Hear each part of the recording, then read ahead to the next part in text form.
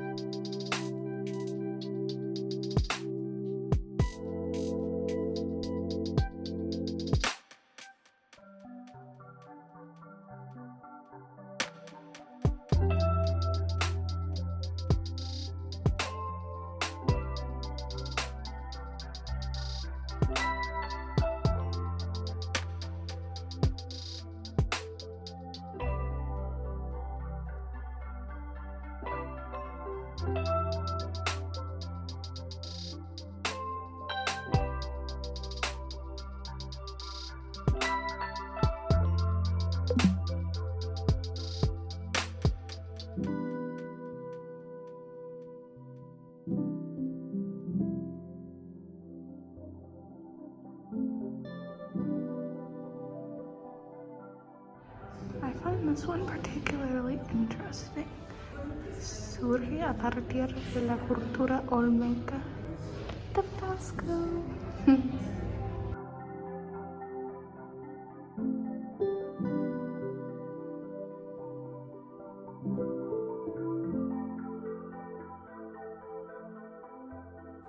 It's really incredible how intricate it is. Like, there's so many different layers in La Piedra del Sol.